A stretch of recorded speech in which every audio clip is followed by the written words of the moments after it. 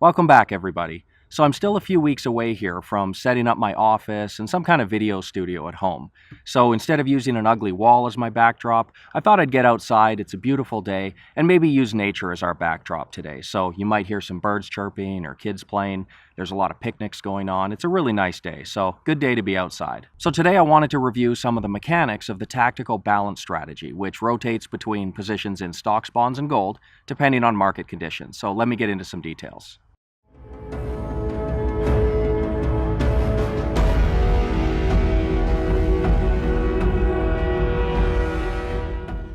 So as you all know, I'm not a huge fan of buy and hold investing.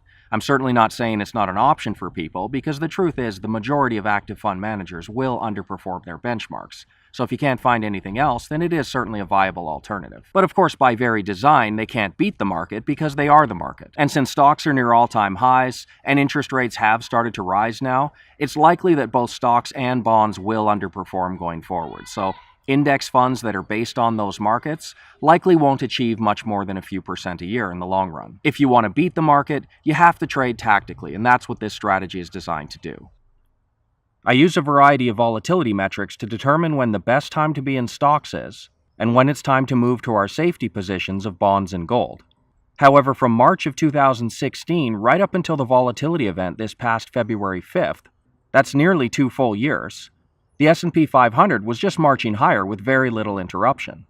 And because of this, it's actually been quite a long time since I've been able to demonstrate how the strategy actually works through more difficult trading environments.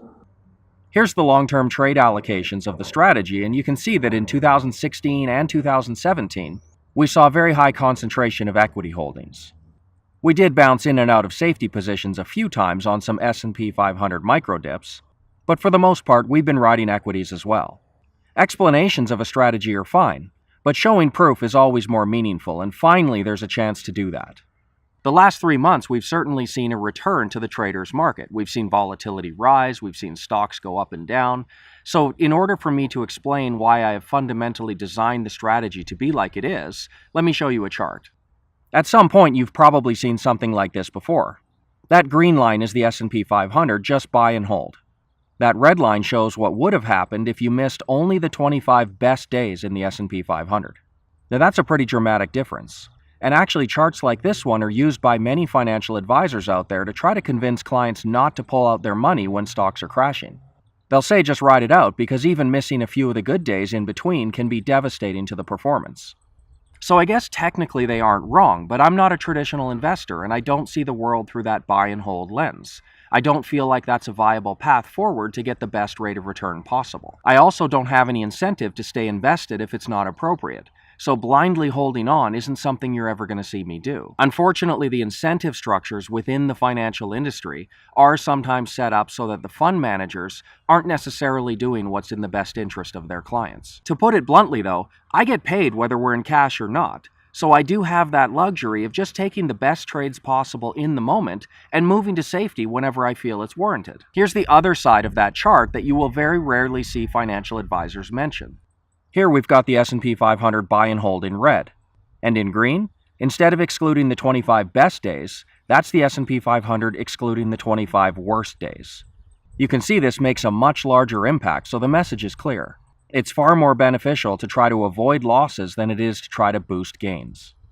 Long-term followers of mine will have heard me say this a million times already, but losses are always more costly to a fund than gains are beneficial, and that chart clearly shows it. If we can just avoid at least some of those bad periods, that in itself will substantially boost long-term performance. With my strategy, no leverage is ever used, and we know that the S&P 500 outperforms both bonds and gold most of the time. So in stable periods in the stock market, all we can do is also be in stocks. That means that 100% of the outperformance you see my strategy getting here is not from making bigger gains during good periods. It's entirely from avoiding some of those losses during bad periods. That is by far the more efficient way to invest. So with that as a backdrop, now you know what I mean by losses are more costly than gains are beneficial. So now let's take a look at how the strategy navigated this rough period in 2018. In the last week or so, the S&P 500 has seen a nice recovery, and the SPY here in black is now up 1.97% in 2018. Our VTS Tactical Balance strategy, however, is up 7.58%. With no leverage at all, we've outperformed the S&P 500 by 3.5 times. And this was done entirely by avoiding losses. Less than a 3% drawdown compared to over a 10% drop for stocks. This is the S&P 500 in 2018. Remember, my strategy tactically rotates between positions in either stocks, bonds, or gold depending on market conditions, and will only ever be in one of those three positions at once. Now, there were a few short-term changes of position that didn't matter much, but I'll just do the broad strokes here. We held stocks for most of January and then exited our stock position and moved to bonds on January 29th. It may seem like I had a crystal ball here, exiting just one day before the crash began, but actually the volatility metrics that I track were flashing plenty of warning signs ahead of time. It's just part of the strategy to move to safety positions whenever there are signs of trouble, and there were some. Moving to safety, we managed to avoid all of the ugliness that followed. We got back into stocks on February 15th, into bonds again on the 20th, back to stocks again on the 26th, and then there was another leg down in the markets. We were in our safety positions of bonds and gold from March 1st all the way to April 12th, again avoiding most of that drawdown. And finally, since the markets have been healing lately, we're right back into holding stocks. The most efficient way to boost long-term investing performance is to reduce portfolio drawdowns, and that's what this strategy is designed to do. It's our core holding making up 50% of the total portfolio solution. When stocks are going up, the best we can do is also be in stocks.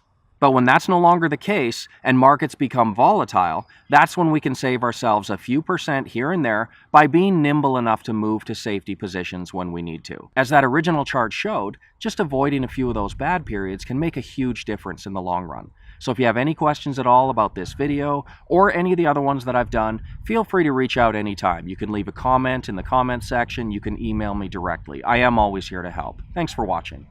So go ahead and click the link right here, sign up for the VTS newsletter, and when you do, you're going to get full access to all of my trading strategies for a full month absolutely free. And if you are new here, please consider subscribing to my channel. Also, if you have any questions or comments, I'd love to hear from you. So go ahead and leave those in the comment section below. See you next time.